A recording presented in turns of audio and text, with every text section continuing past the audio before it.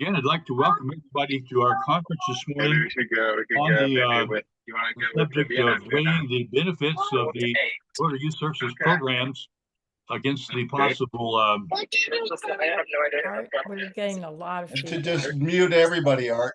We need everyone that's not speaking to mute themselves. All right.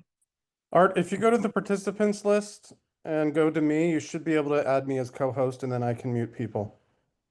And Art, you can also, in the participants list, click on the participants at the bottom of that list. You can say mute all. The challenge is Art is trying to run the meeting and do tech all at the same time, which is near impossible. So if you can, Art, if you're able to make me co-host, I will take care of muting people. All right. You should be able to go to my name, go to more, and click make co-host. Yeah, that's where I'm having my problems right now finding your name, and I lost it.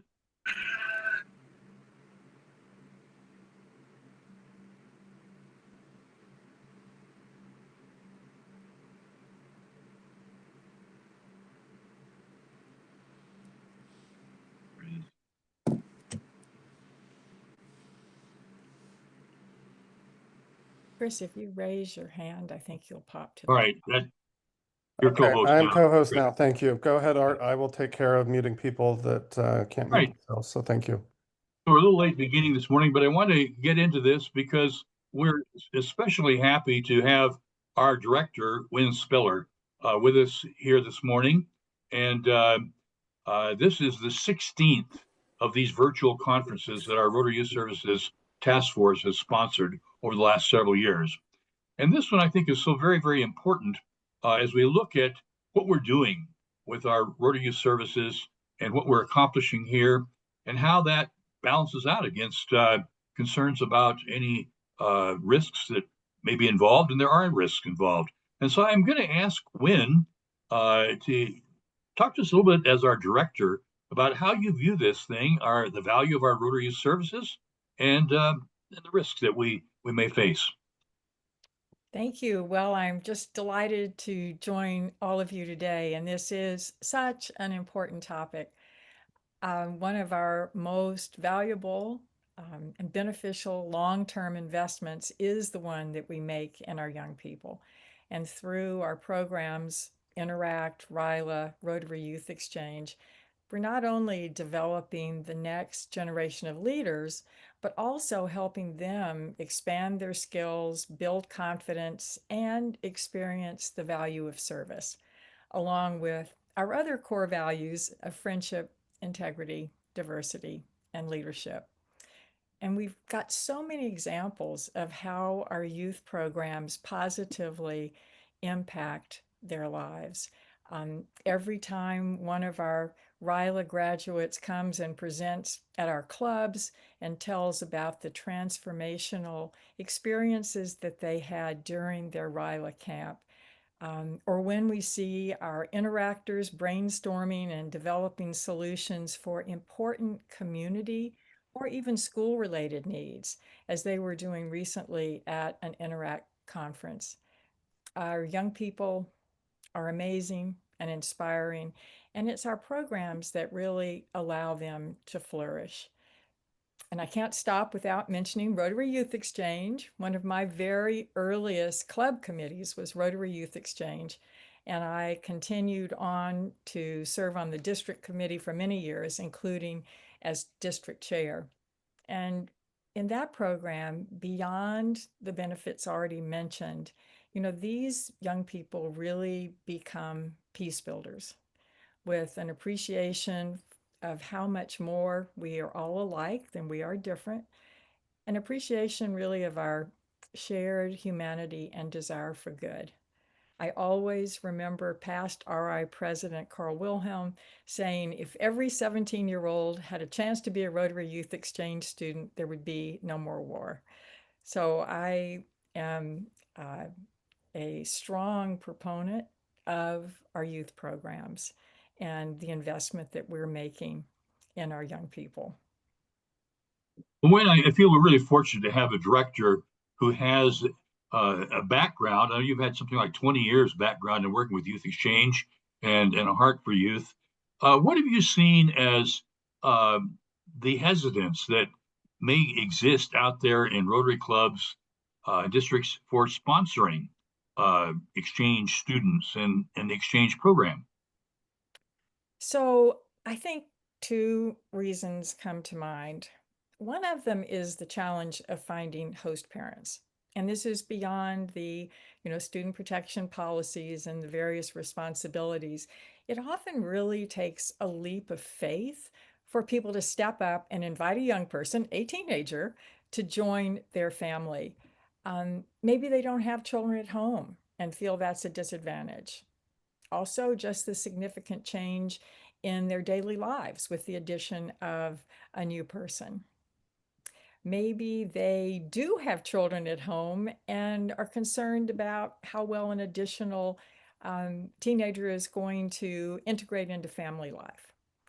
And that is where I think the leap of faith comes in.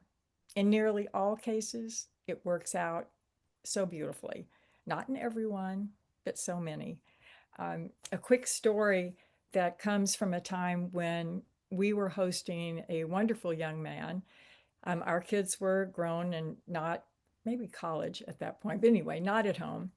And we ended up taking the last two placements due to a family having to step aside. And my husband and I had a trip planned that he was not able to join us on. And I needed one of our other club members to host him for a week or so. And I really struggled to find someone. And I finally persuaded some good friends, a retired couple whose children were grown, and they had felt that the teenage years were in the distant past for them. But I prevailed. We came home from our trip, and the couple didn't want to let him go. It had been such a fun and rewarding experience for them, and he had a great time too. And it took that leap of faith just to say yes. And they were so glad they had. As President Stephanie has often said last year, just say yes. There's so much good on the other side of yes. So that piece. And the second, of course, is the risk factor.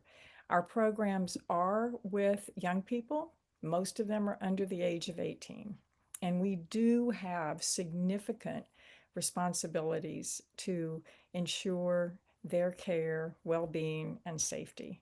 I know that later today you're going to be exploring that very important part of not only how to mitigate the risk with strong leaders and robust policies and procedures, but also the benefits that these transformational programs really far outweigh the risk. And I do believe that. It doesn't mean that it's easy for all of us to support these programs because the responsibilities are significant. But again, when you think of the investment we're making and the results for our next generation of leaders, I definitely think it's worth the risk. Uh, as a director, Win, I know we have the Rotary liability policy that covers our Rotary clubs. How do you see that as a factor in all of this concern about risk? I think it's a really important factor. It's definitely a benefit. Rotary International has a very good liability insurance program available here in the US specifically, for which all club members pay an annual per capita premium. Now, our clubs in Canada, and some of you may be on, and other countries are also required to maintain their own insurance coverage and the appropriate coverage for all their activities. So speaking specifically about the US policy, it does cover all of the Rotary Youth Service programs that a club may sponsor. A club doesn't have to take out additional insurance for its Interact club, for example, but they do need to take out additional travel insurance for Rotary Youth Exchange. And any time that their young people are traveling more than 150 miles from their home community to participate in an activity. So the district conference is more than 150 miles away, that triggers the need for a little additional travel insurance. And the Okay. insurance is really, it's meant to, I'll just say a couple more things about it. The insurance is really meant to help a club or district respond when something unexpected happens. And it ensures that the club and district have the financial resources via the insurance to be able to respond to a claim or a lawsuit if something happens. We still, and most importantly, we still have the responsibility to plan and manage our activities. We have the responsibility to have these robust policies and procedures that we follow to really ensure that our young people are cared for, safe, and protected.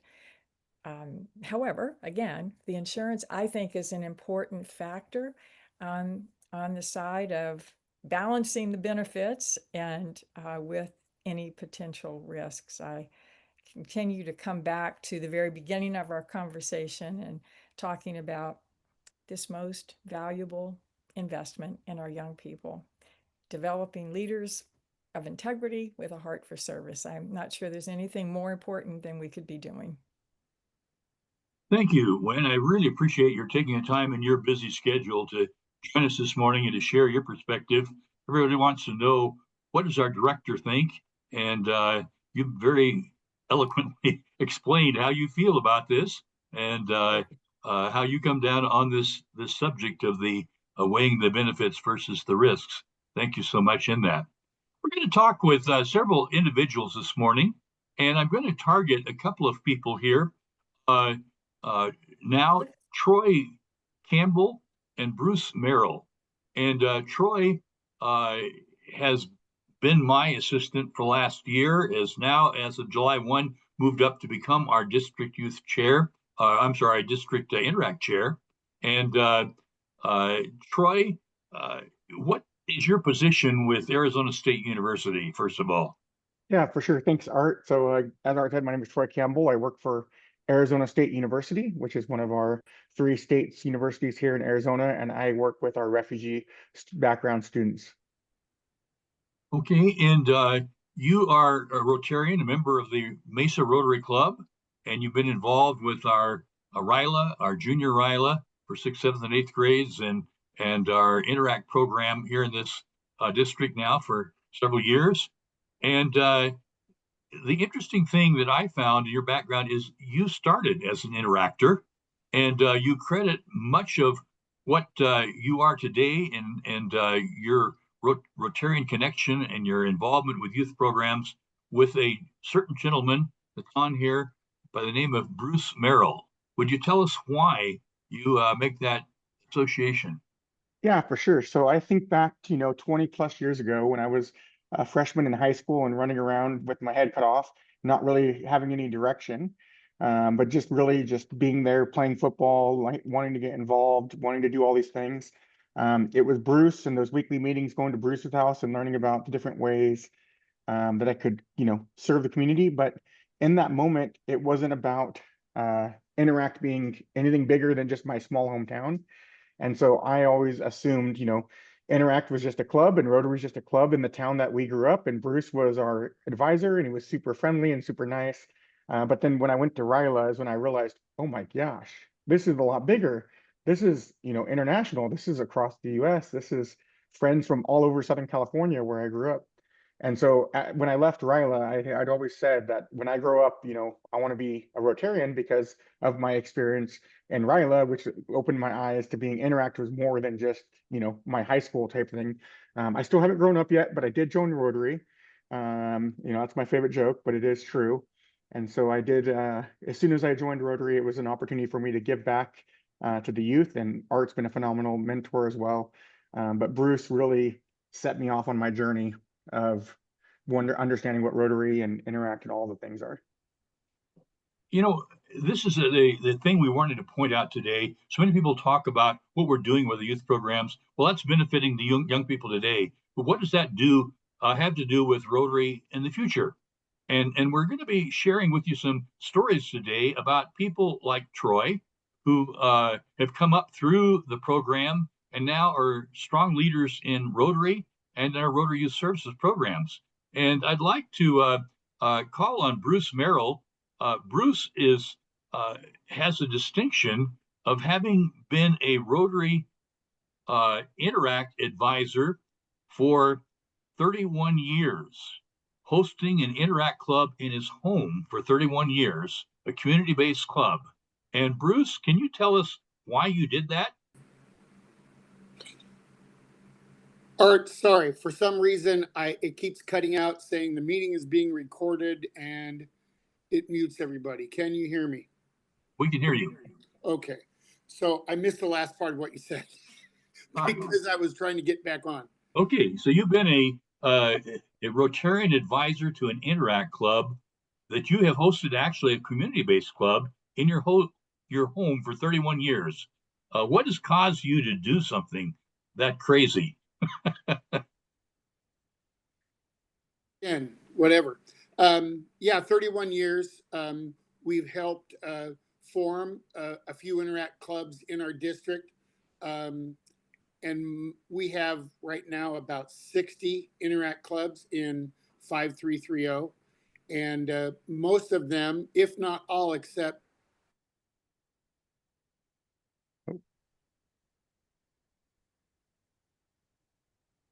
Okay, we're having a little problem with his Anyway. signal. yeah, it keeps saying I'm being recorded for some reason.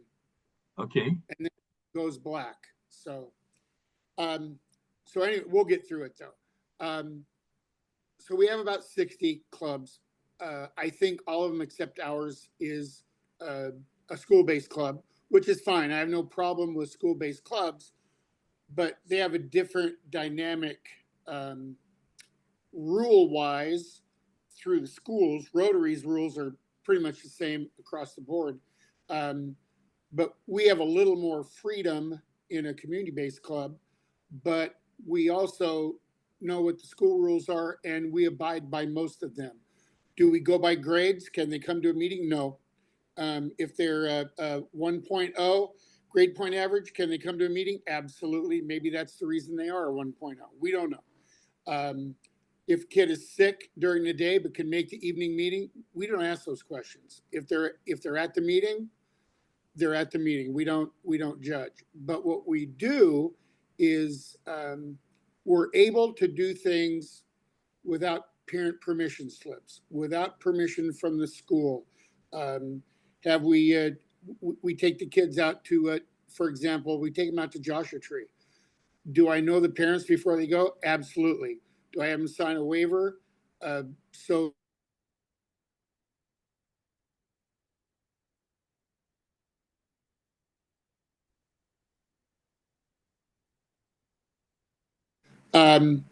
So we do a lot of things to protect the kids, but we don't use a school bus. We use Rotarian cars. All of our people are background checked, and I know them well. We've never had an issue. We don't want an issue, and so we're adamant about who we let.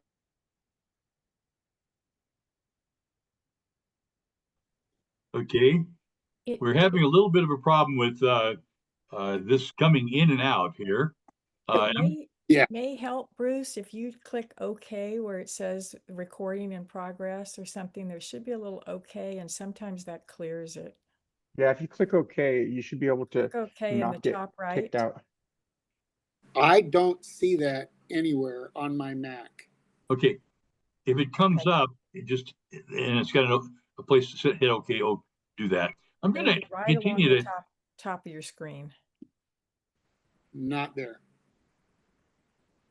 Okay. I'm going to ask you, what has kept you doing this for 31 years, Bruce? To be able to see the spark in these kids' faces when they learn something new, they try something new, when they come back and tell us that, hey, as Troy stated, look what Troy's doing. But we have police officers, we have Secret Service agents, we have veterinarians, just graduated veterinary school, and she is now out on their own. And she attributes a lot of that to the structure that we gave without telling them we gave them structure. You know what I mean? So we kind of let them run on their own and we just guide them the right direction. But to see them be successful throughout the years has been outstanding for all of us. We have had kids come into, let me set the stage.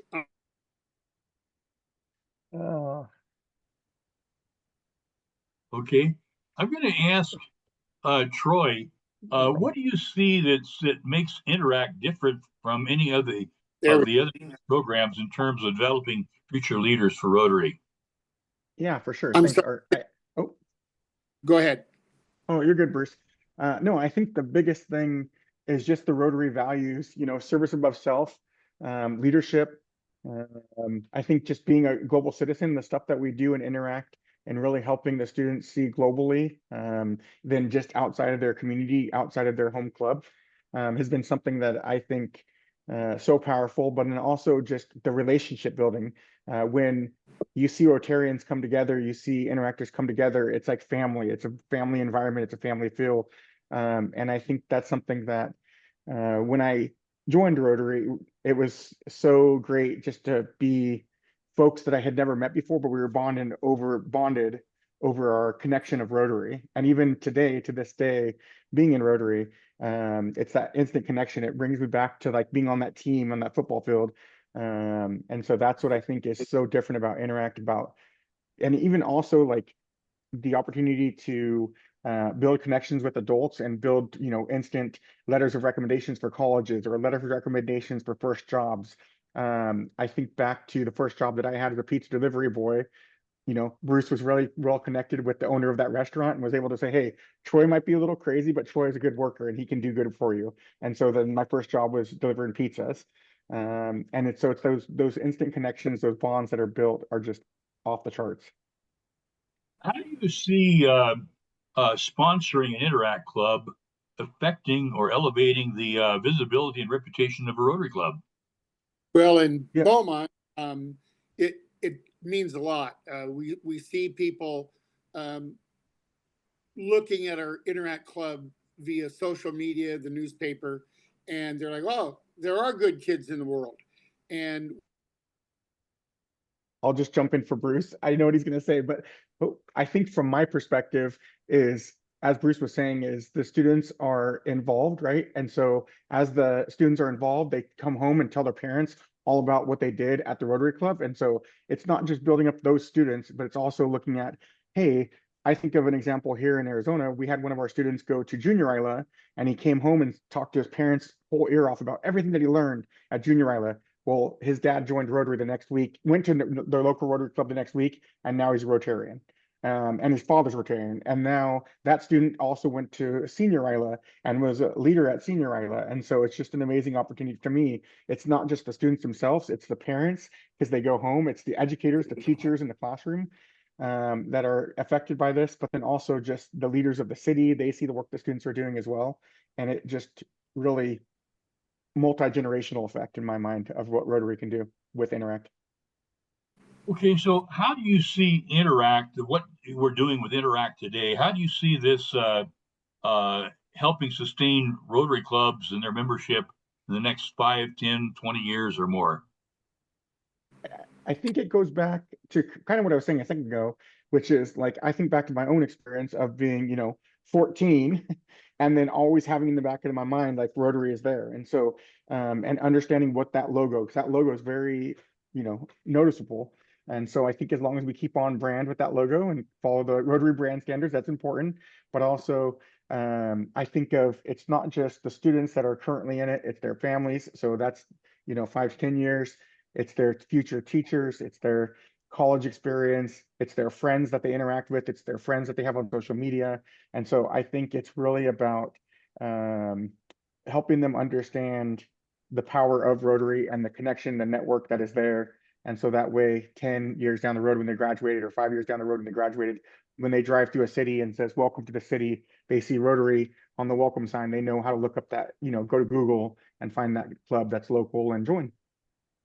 Okay. I'm going to shift gears now and move over to Angela Lopez.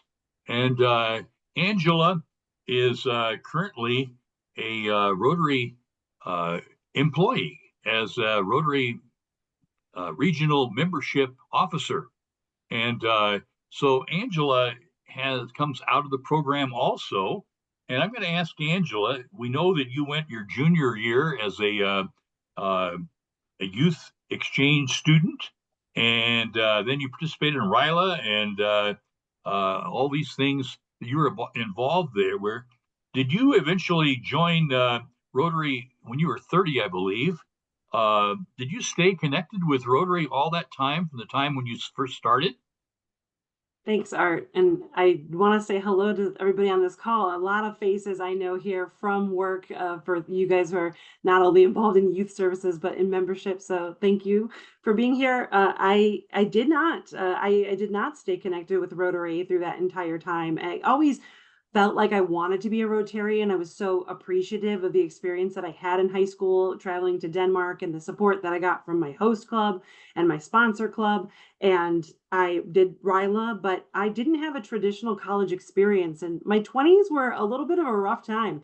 So I didn't stay connected in that way. But when I was in Peace Corps, which I joined the Peace Corps when I was about 26 years old, I was on the Caribbean coast of Colombia, and there were clubs in the big cities, and they had trouble connecting with projects even very close to them. And so I would connect Rotary clubs with small town projects just right next to them. And so that's when I really got connected back with Rotary. And when I moved home, I was originally from Chicago, but when I moved to Phoenix, I joined Phoenix Rotary 100. And became the president of Phoenix 100 in time. Okay. When you joined Rotary, did you jump right into working with youth programs?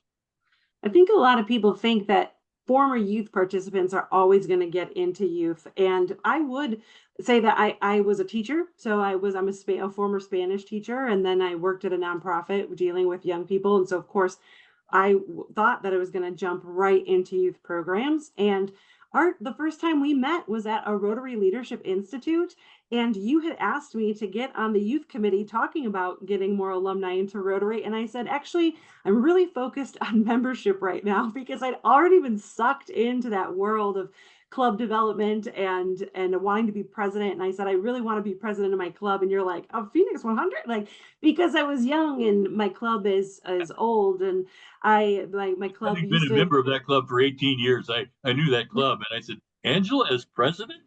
Yeah. So I did wind up being the 108th president of the club, only the 5th woman to ever be a president of that club, probably the first person under 40 to be a president of that club. But it was definitely got me into thinking about membership, and so that's really where I got involved in membership and public image.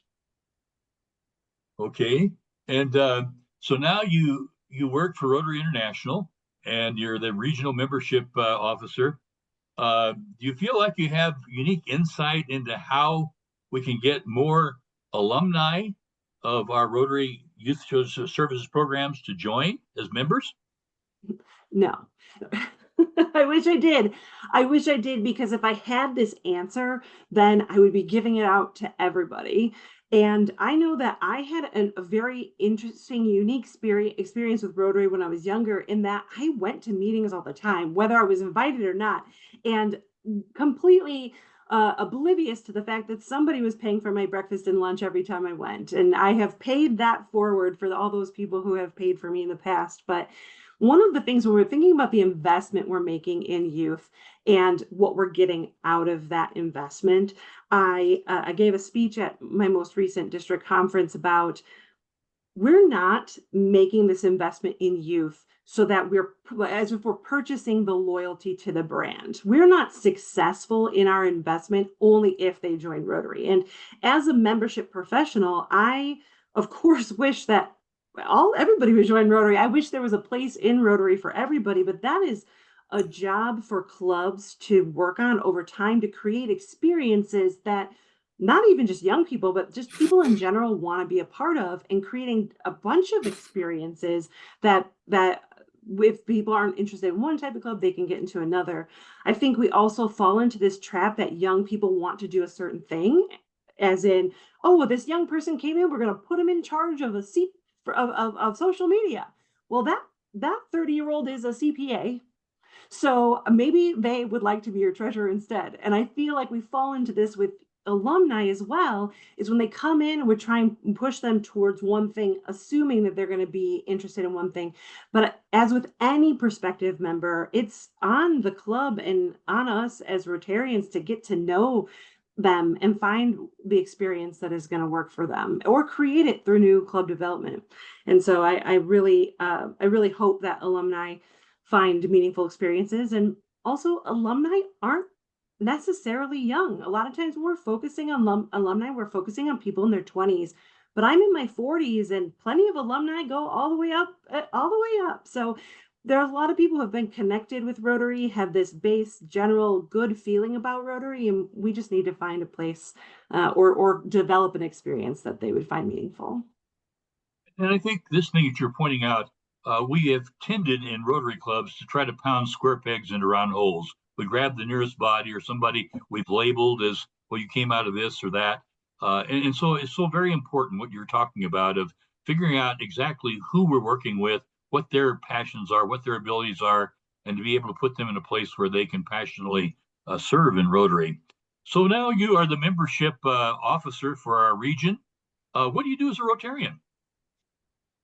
Well, I do Rotary morning, noon, and night, and I love it so much. I feel like I've won the lottery, because if somebody said, what would you do if you won the lottery? I'm like, I'd quit my job and just do Rotary full time. And now I get to do that. So it's pretty awesome. But I am the foundation chair for my club, which is a little known fact. I am a millennial fundraiser, trying to convince more people of my generation the value of giving back. And I really believe that the foundation is a great membership tool. Everybody who's worked with me on membership here, I think everything is membership, and so is the foundation. And good membership brings more money to the foundation. We work together. But after being president of my club, I served 3 years as assistant governor and I'm fine. Not finally done. It was a good time. I'm done with that, and I'm the curriculum chair of Junior RYLA. And one of the pleasures of working with all 30 districts and with on the West Coast of the United States, and working with Rotarians all around the world, is to see all the various RYLAs that are out there and all the different experiences that are being offered. And I wish we could offer all the experiences in all the areas. And here in 5495, because I live in Phoenix, we have of high school RYLA, and we also have a junior RYLA. So I'm curriculum chair for junior RYLA. And one of the things I love about that is that everybody's met middle schoolers, right? They're not nice people. They're not nice people. They really struggle when we're asking them to try something new. They're very hesitant. They don't know that there's a whole world of opportunity out there if they just say yes. And so we have a great program that is really centered on, what is your why? Like, who do you want to be? Having a lot of competitiveness. How do I support my team without tearing down other teams? And how do I show gratitude? And how do I be nice to other people? And what are the benefits and the fun that can be had from trying new things, so that when they get into high school and they're offered these opportunities to join clubs and meet new people, they're out saying yes to those things. And we've seen a really great response for that. And it's really been helping our regular RYLA program as they come up, and they're very excited to get involved in that as well. And so it's been a lot of fun. But when we're talking about risk, this is truly a group of kids who have never been away from home for this period of time.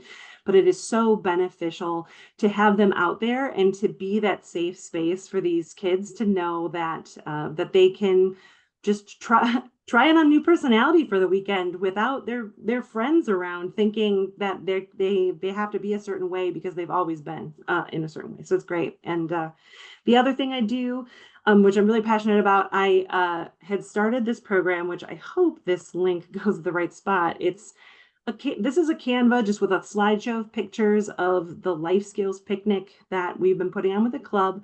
Last year, we had 150 kids come out to the park. And the reason why we're thinking about doing this is because a lot of people can't attend RYLA. If we're thinking about being inclusive, a lot of people of color, their families, like if you're not spending the night with cousins, you're not going to be spending the night somewhere else. It's very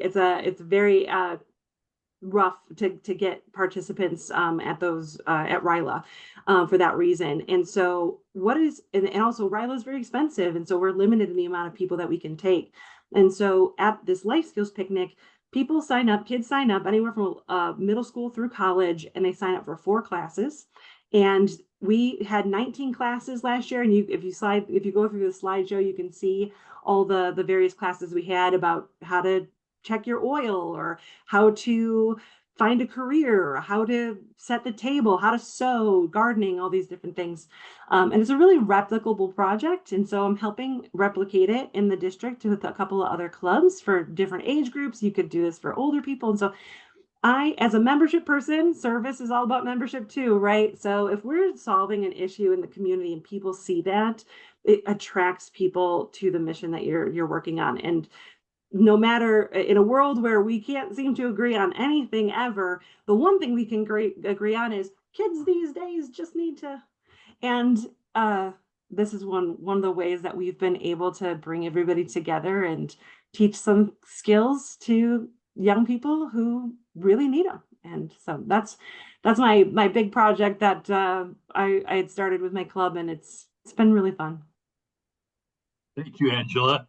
You're a wealth of information, and you're doing a great job as a membership officer for zones 26, 27. We appreciate you and appreciate the passion you have for our Rotary Youth Services programs, having been a product of that. I know the program you're working with is for 6th, 7th, and 8th graders for the junior RYLA, and is based on Mark Twain's comment one time: the 2 most important days of your life are when you're born and when you figure out why. And so you're involved with discovering the why, and thank you for what you're doing with that program. Going to move over now to Paul Meyer. And Paul is up in Idaho, I believe. And Paul, can you tell us a little bit about how you came in to become involved with Rotary Youth Services programs to start with as a youth? Yeah, so actually I'm currently in San Francisco just as part of my journey across the world that had started with Rotary way back. But my home club is with Debbie in North Idaho in District 5080. So I started with the Interact Club. I actually helped found the Interact Club in my high school, and that was a really great experience. And with all things Rotary, it's a good experience, but it wasn't quite as special and different from all the other clubs until I went to RYLA. And that RYLA experience is what really put the Rotary difference like on the map for me. That's where I realized that this is something special. And that was with our 5080 RYLA, which is for 18 to 25-year-olds, which I didn't realize isn't the standard for RYLA. But it was so much fun to go abroad up north into Canada, because we're in that 5080 district that combines southern British Columbia with the Northwest. And that was just such a crazy different experience that really, I mean, it showcased what Rotary can be. And that inspired me to continue with Rotary. I kind of dropped off the Rotary map throughout college, but afterwards I knew I wanted to get back into Rotary, and it directly led to my membership now in my local Rotary Club. So as far as youth services leading to membership, it's, for me, it's absolutely the case of how it went. Okay, Paul, you have alluded to, and I think Troy had also mentioned that it was one thing to be a part of one of the programs with Interact, but it wasn't until you were connected within the second program, RYLA, that it all began to come into focus and you began to understand what this thing is that Rotary has and Rotary Youth Services. Yeah, so when you're in the Interact Club, I felt, well, looking back, I can see that it's a little bit restricted to what school clubs can do. And I mean, it's not super restricted, but it's enough that you just don't see the difference until you're in that RYLA experience where, at least for me, it was an overnight, week-long camp that was just day in, day out, all Rotary all the time. All of the counselors were Rotarians, and you really got that feel of this is about, I mean, the Rotary values, the four-way test, just everything Rotary. And when in the Interact Club, we got to interact with Rotarians, and we got to do a lot more than other clubs because of the financial support and the in-person support of our Rotary clubs in the area. So it did have a little bit of a difference, but it wasn't until RYLA that it really made a difference. And because of that, I've actually come back, and now whenever I get the chance, I actually help put on our high school RYLA experience whenever I'm in town in November when we do it, which I somehow managed to do that as often as possible, even though I don't live up there anymore. Okay, so what are you doing now as a Rotarian? You're mentioning you're going back and you're helping with the RYLA. What else do you do as a Rotarian? So as a Rotarian, I'm quite athletic. So I wanted to speak to how just because I was a beneficiary of youth services doesn't mean that that's what I go to help out with. For a while, I was actually helping with IT because the standard for any young kid that joins RYLA is they put them on the IT crowd. And so I helped with through COVID doing all the Zoom meetings. And then I'm actually a very athletic person. And we have a big bike ride that we do, the Chafe 150, and that's our club's signature event.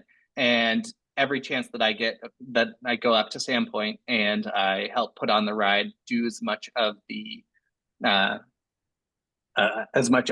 preparations as I can, and I do as much as I can remotely here from San Francisco. So you're living in San Francisco now? Yeah, I'm living in San Francisco now, preparing to be. I'm studying to be a lawyer. So I'm kind of at this transition point where I am still in school a bit, but I still manage to help out with Rotary events as much as possible. Yeah, whenever I'm in town, I love to be on the ground and physically. I remember one of the times we were doing, it was for the food bank. We were packing Thanksgiving dinners, and it's just so great to get the chance to just physically help out. But when I can't physically help out virtually, there's always something I can do. Yeah, I want to kind of pick up on one of these things that you were mentioning and Troy mentioning.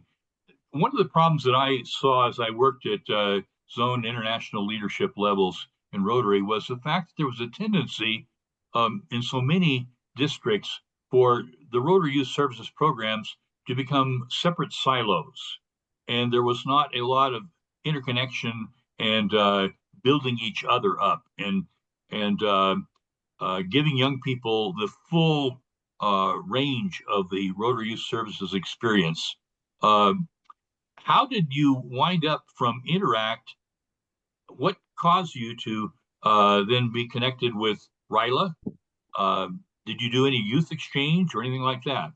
So as far as youth exchange, it wasn't through Rotary, but I had a German exchange student. And because I had that German exchange student, I fell in with an entire group of friends that were the exchange students, and a lot of them were Rotary Youth Exchange. And through that, I've created lifelong friends that I go and visit in Europe as much as I can. They come to America, and we try and create like meet up every 7 years or so. There's the World Cup in 2026 that we're trying to work towards. But but the way that I got a little distracted with that music there. The way that I got, where was I going with that? Oh, so one of the things that we should think about is how bringing students in is great for the student, but it's also great for the community. In my little small town in North Idaho, I wouldn't have gotten the chance to learn German, and now I speak a bit of German because not because of my German exchange student, but because of the other Rotarian exchange students that came through. So it's not only a benefit to the student that you bring in, but to the entire community. Could you repeat the question one more time? I was just simply asking, as far as what connected you between Interact then to RYLA and any other experiences? Because so many times they said in districts they become separate programs, but there must have been some interconnection there.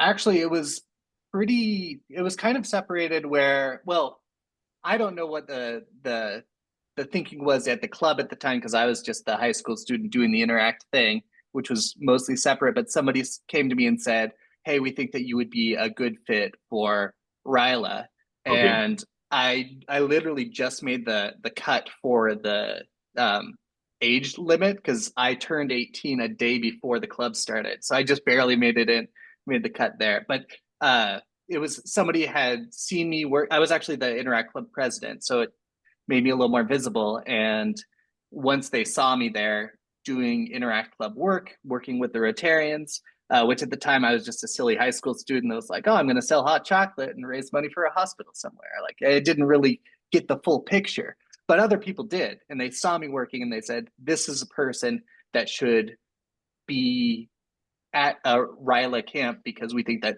he's a person that can benefit from it and will eventually give back in some way to the world. And I feel like I have at least started to give back what I gained from that RYLA experience.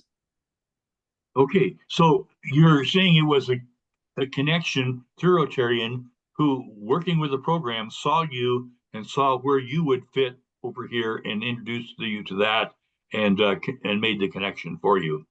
Yeah. So very important. Yeah, and I feel like now I help put on the high school RYLA whenever I get the chance, and I see that connection happen. So when our campers come through our high school RYLA, I always pick out one or two that I kind of suggest and say, hey, this person might be good for the 18 to 25-year-old RYLA camp. And it doesn't mean that they will, but it's something. It's a way to it's a way to continue the pipeline and say, hey, this person could really benefit from this, and might give back to Rotary or just to the world in general going forward. Okay, you made some very important points here, Paul, that I want to pick up on.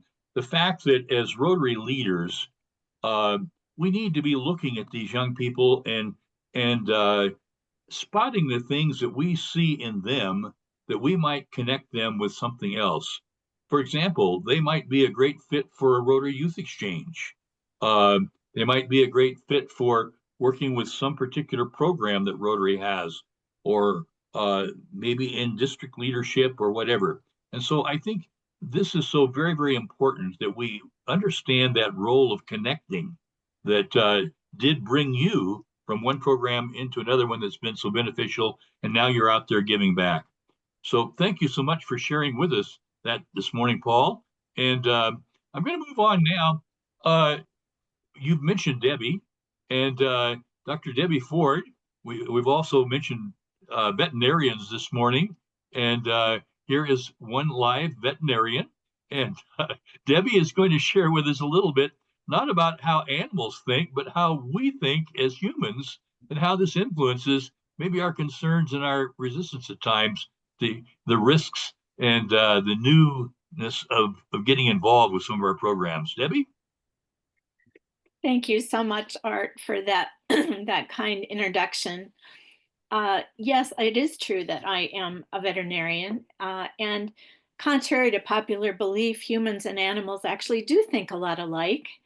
And we're going to kind of get into a little bit of that actually today. I am going to share my screen here in just a second, but before I do, I did want to express my personal gratitude to each and every one of you for attending.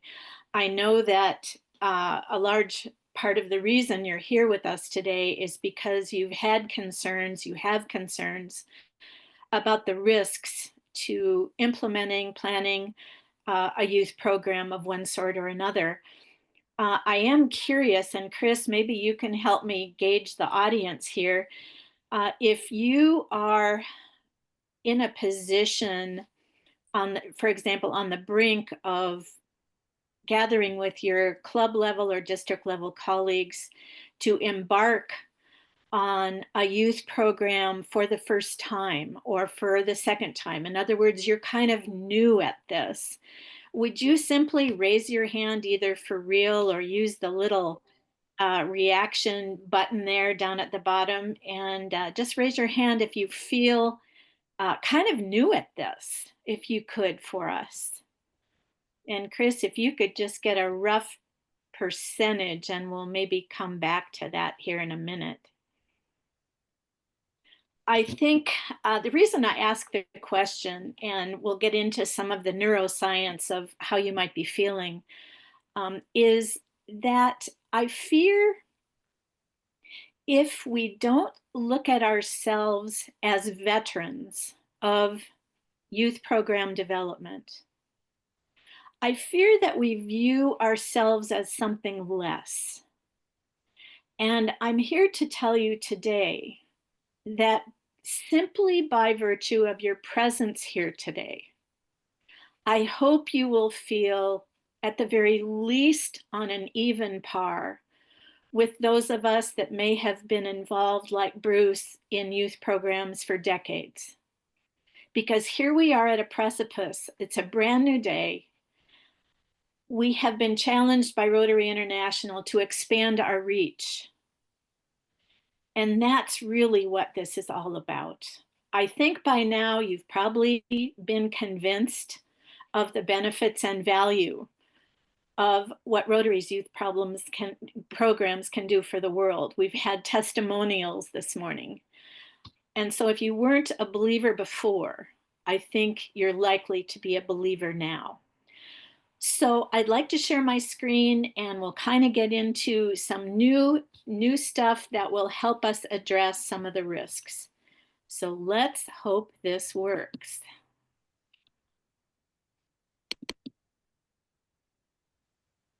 Well, what do you know? We can see it. Okay, almost there. How are we looking? Good. Yes. Paul just gave me a thumbs up for that from the IT department. So I feel blessed. So today I want to share with you a model that has come out of the realm of neuroscience, in particular neuroleadership. It was put out there in the form of an article in the Neuroleadership Journal back in 2008 and has become a foundational platform the world around for navigating the domains of social behavior, including mitigating risks and enjoying the benefit of rewards. Our brains are primal in that they are programmed to protect us. It's all about survival. And when we are threatened, we can't help it. It's normal. We want to run away. And on the other hand, if we consciously agree to take a risk and approach what seems to be a threat, but maybe it's not, then many times we're rewarded in ways that we could never have imagined. So this capacity to monitor how we think, to become aware of how our brains work, can really help us mitigate risks and move more toward the benefits that present. We're challenged today not to keep the door closed to our youth programs and to the support we provide for them, but rather to keep that door open and move through it. Not alone. We're not in this alone. We're never in this alone. So that should make us feel more confident. I mean, look around the Zoom room today. We are not alone. I wanted to share this picture. I believe, Paul, you were there for this event. This is our one of our 3-day teen RYS. And what you're not seeing here clearly is the presence of 3 youth exchange students. Probably a third of these students are also Interact Club members. and the rest have been recommended by school counselors and principals. So part of the backstory here is the connections that we as Rotarians make in our community with school districts, homeschool academies, and some of the more non-traditional schools that may be in our communities. Each community that we're from is unique. There again, to feel like you have nothing to apologize for because no one has written the script like you will write it. These kids, as you can kind of see in this photo, seem a little timid. I can tell you, are very quiet at this moment. This was one of our getting acquainted activities as we start our RYLA camp. So this is the before. And I wanted to share this photo. I did not take it. You can sort of see me at the other end of the table, actually. I'm glad I don't stand out as much as the students do. This photo was taken by our district governor-elect, who came to our camp for all 3 days. What's happening in this photo is that you are seeing 6 of the Teen RYLA alumni from last year who are serving as group leaders and have been challenged by me to raise the bar for themselves. And I was asking them how their groups are doing. What are you seeing? How do we need to redirect? All these skills are so transferable. And Paul, what I can tell you is that all these kids are now going to university this fall, and they want to start Rotaract clubs. So how about that? Right. And kudos to Paul because he was there raising them up, and he's part of the reason they've decided to do this. So what is it that we're afraid of as Rotarians as we look at starting our youth program? Personally, I'm afraid of Christmas shopping. And I don't know about you all, but it makes me crazy. I lose sleep. I feel nauseous. I feel like I'm going to fail because my gifts won't measure up. So what part of that is even rational, right? But I'm telling you, it rocks my world. And how about this? How many of you really enjoy hanging off a cliff in a hammock and expecting yourself to eat and sleep and just relax when you're 2,000 feet off the ground? I mean, that's fearful for me, but it probably isn't for all of you. But our brains conjure up this fear. And I can tell you that in these moments in my life, I am not in a creative space, and I certainly am no good at making decisions. So what about our youth programs? And what is it that we're really afraid of? I'm so grateful that we've been able to touch so far today on this issue of liability and the need for insurance, not only at our club level and district level, but at our international level. And I thought Wynn did a beautiful job of describing the safety net from the standpoint of legal liability that we already have in place. At the club and district level, does that take a little more work on our part? Sure. We don't want to risk more than we should. My guess, my belief is that we have members in our clubs and in our districts that are really good at this and love the law and love to delve into it. So let's find those folks, even though currently they may be a bit invisible to us. That's our work, is to go out and talk to people, hear their stories, learn their preferences. And I just believe that we can find the people that we need to do this legal investigation and setting us up to be safe as clubs and districts. But what other things might we be afraid of, like being in that hammock hanging at 2,000 feet? It's not all about legal liability. Judging from the show of hands that I saw just a minute ago, I'm sure that some of you are anxious and fearful about how do you even start an Interact club? How do I get started? Who do I ask? Where do I go? Where's the framework? And how about planning a RYLA program, whether we're talking about teen RYLA, junior RYLA, or young adult RYLA? there's a lot of programming concerns. Do we include elements of unconscious bias? Do we include elements around conflict resolution? What is age appropriate? And how can we make the learning experiential? There's a lot of work that goes into that, and you're not crazy if you're a little anxious or fearful. So those are also risks that we need to mitigate. So let's imagine for a minute that we're part of a cave people family way back tens and thousands of years ago. And here we are, we're marching along. There's a mom and a dad and a child or two. We're marching along and we're interested in surviving. So we need some food. So we have our berry gathering baskets in hand, and dad has his bow and arrow, and we're marching along looking for food.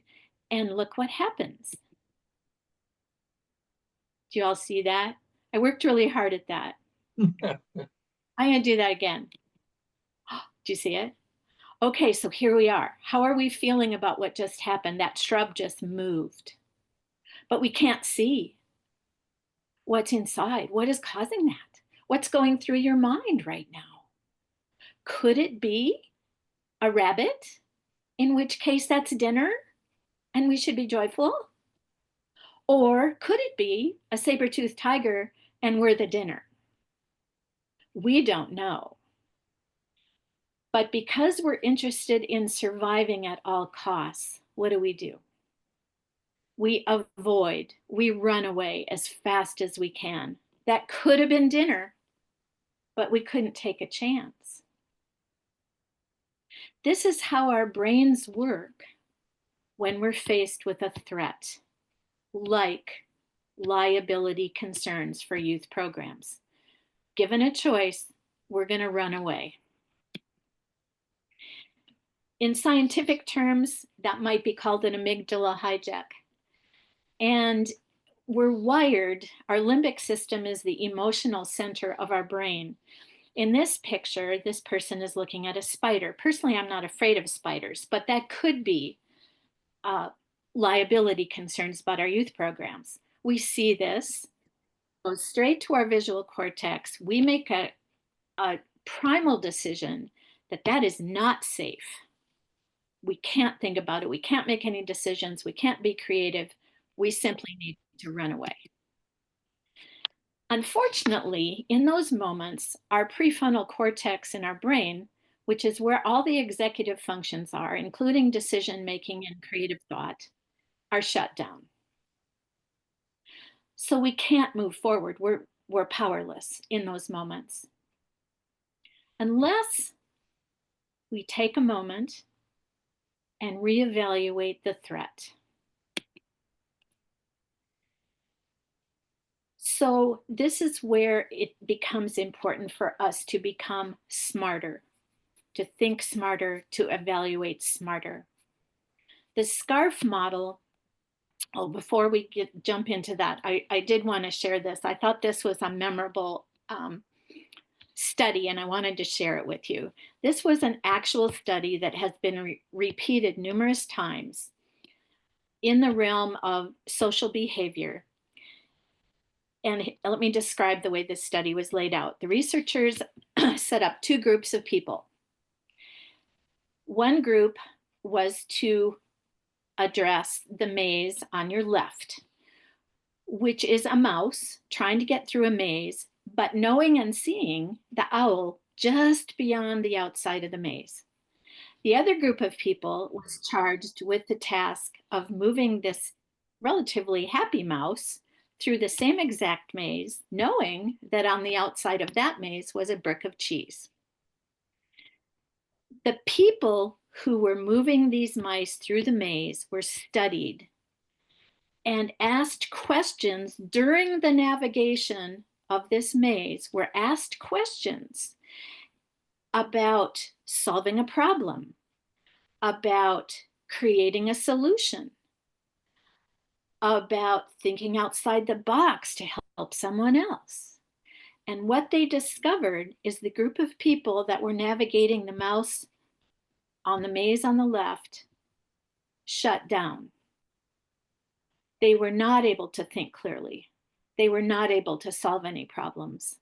Whereas the people who were navigating the maze on your right went above and beyond, thinking completely out of the box, solving multiple problems, working collaboratively. Same maze, 2 mice, one was threatened, one was rewarded. So let's think about that for a sec.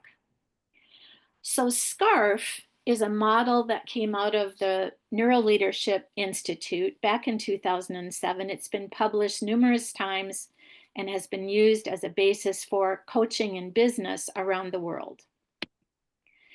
It's an acronym for status, certainty, autonomy, relatedness, and fairness. And I think if you just hover over any of those words or all of them collectively for just a split second, your brain will begin to understand that if we can address these things in our relationships with others, that we can collaboratively move past some of these risks and threats that we face. So let's kind of take them very briefly one at a time. And in so doing, I want to share some ways that threats can be minimized and rewards can be increased. So let's take status. Status is about our relative importance to each other. We talked about this just a minute ago, looking at ourselves as an audience. So often, don't we feel in a group unworthy, unqualified, not good enough? And I can tell you that in our Rotary clubs, there are colleagues that are feeling that way right now. Our work is to elevate them in their perception of their status, whether they're new, whether they're seasoned, whether they prefer to pound nails into a board, or whether they prefer to work with kids. Winning a race can feel like a financial windfall. Status, winning. Managing risk to maximize benefits. Reducing threat, I'll just come back to we're all in this together. We're not doing this alone. We are on an even par, folks. We're available to each other in whatever it takes. There's no one of us that's better or worse than the other. So in your clubs and districts, offer a fellow Rotarian a chance to join and lead in a simple task. I suggested checking into insurance for your club. Do you know how important that will make someone feel? Certainty. Concerns being able to predict the future. Studies have shown that service work, community service work, diminishes uncertainty for people. Think about that. Making the world a better place through diminishing uncertainty. So service work in itself does inherently build certainty into our lives. Do make promises. Don't be afraid to do that. Do make promises, but make sure you keep them or qualify them by saying, you know, I'm going to have to reevaluate next week, but I'm not going to let go of this. Reducing threats. Collaborate. Create a timeline. Do what you can to build certainty into your programs. Divide up responsibilities into chunks. I call it just chunk it. Just chunk it. Create workable, doable, little micro work task lists. You know, it becomes more certain if you have less on your plate. We have the power to do that. Talking about liability concerns and certainty, we are blessed to have Rotary International provide for us these handbooks that relate to youth programs. They create a framework for us within which we can work with certainty. Would it be cool to recruit a club member, a district member, to be responsible on behalf of your club or district to delve into, for example, the Youth Exchange Handbook, study it up, Report back to us next month. Let us know what we have left to do. It builds certainty into our efforts. Autonomy, being free to a certain extent within a set of boundaries to work independently. People often go to work for companies with which they will receive much less pay just so they can be autonomous and feel independent and flexible in their own work. It's hard for some people to loosen the leash or take the leash off altogether with colleagues, but we need to think long and hard about doing that. Provide choices, even just two. Let people choose, shall we do it this way or shall we do it this way? Neither is a bad choice, but they made it, they own it. That's autonomy. Make your work self-paced up to a limit within those boundaries set by the group. Relatedness. And haven't we really gone there today during our Zoom call? Oh my goodness. The stories, Troy, Paul, Angela, about how relationships with fellow interactors, fellow Rotarians, fellow Rotarians, community members have really raised them up. It's just a key of how we work. Relatedness is intrinsically rewarding. We are a tribal species. So ensure time for team members to share personal stories. That's in large part what we've done today. It brings us together. Stories are powerful and stories tell the truth. Increase safe connections between people. Take the risk out of relationships. Make it comfortable. Stay longer after Rotary lunch and just chat. And fairness. It's a perception of fair exchanges between people, and they are also intrinsically rewarding. Let team members set the rules. Let's be fair about this. This is not a time for micromanaging or dictating. And of course, we all understand the four-way test. Is it fair to all concerned? And when we think about reaching out to our youth, it is only fair that we do so. It is only fair that we do so. So let's move together through this open door. Let's not hesitate. Let's join arms. Let's mitigate the risks. Let's be smart about it. Let's build certainty into our programs and move toward a better world. I do have a list here of references and resources. I know that Chris will have some too, and we are going to work hard to make sure we have all your contact information so we can send these resource lists on to you. And I'm also happy to provide my slide set if that's of help to anyone. So Art, with that, back to you. Okay, thank you very much, Debbie. And we'll move on to Dr. Chris Miller, Rotary Youth Services Chair for District 5170. And Chris is going to talk to us about mitigating the risk through our Rotary Youth Service or Rotary Youth Protection programs. Great, thank you, Art, for the introduction. So I'm going to briefly, I know we're running short on time, so I'm going to run through this pretty quickly, but model for successful risk management, the toolkit. RI, as we heard earlier, is committed to supporting youth protection for the safety of all youth through its programs. The RI statement for conduct for working with youth is directly from their website.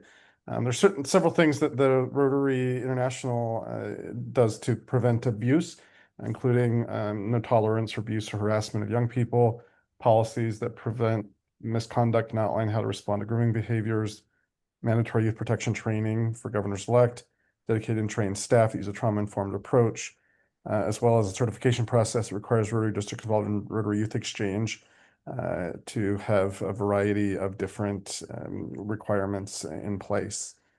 The Rotary National has a website that has a variety of resources, and I will put that in the chat box in a moment, that has what people can do to, there's a variety of resources on that webpage, including the Rotary Youth Protection Guideline, a 50-page plus youth protection guide that has a variety of different policies and best practices, which include, and as well as a online course that people can take through the Rotary's Learning Center. Our friends in District 5450 have developed a really cool contact continuum of looking at infrequent and occasional versus frequent and recurring. This is a chart that really shows those that Rotarians that need to or that ought to have a more in-depth training and awareness of youth protection issues, especially if there are Rotarians that are frequent and recurring contact with young people. Our friends in District 5150 have developed a behavior expectations page that looks at what is acceptable and not acceptable in physical, verbal, one-to-one, electronic, and gifts. And so 5150 is Marin and San Mateo, San Francisco area. The Developmental Relationship Search Institute, a nonprofit organization in Minnesota, has developed a framework titled Developmental Assets and Developmental Relationships, which is about 15 years old now, that really looks at how young people, those relationships that adults can foster.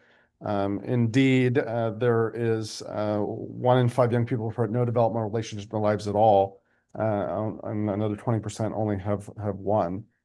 So here's a list of the developmental relationships, and I really offer this as a model of how we can, in my District 5170, we incorporate developmental relationships into our programs, specifically call out that adults ought to express care, challenge growth, provide support, share power, and expand possibilities for in working with young people. And then finally, our Zones 2627 Task Force has recently unveiled our Communities of Practice model. They are groups of people who share a common purpose and learn how to pursue this purpose from one another. Communities of Practice are pursuit in common goals, or share a joint purpose, mutually engaging professional relationships, establish and sustain the community, the who, and employ the same repertoire of tangible and intangible artifacts, the how. We currently have 3 communities of practice and a 4th one in collaboration with Youth Exchange, with NIAN, so Youth Protection, Interact, and RYLA. If you are interested in attending one of our communities of practice, please, or getting involved, I should say. Communities of practice have different levels of engagement. I know the Youth Protection communities of practice meets monthly and is comprised of anybody in zones 26, 27 that's interested in focusing on youth protection issues. So if you're interested in getting involved, you're welcome to email us, youthservice@zone2627.org. Also our past conferences, we've discussed a bit about communities of practice, and those proceedings can be found on our YouTube page. That is it for me. Okay, Chris, you mentioned this communities of practice that is sponsored by our Rotary Youth Services Task Force, and this is, how does this work now? As far as if you're in, let's say, RYLA, and you join a communities of practice, this is a network of people who are involved in leadership in that program that can talk with each other and share with each other. And how is that connected? You want to tell us how that? Yes, thank you.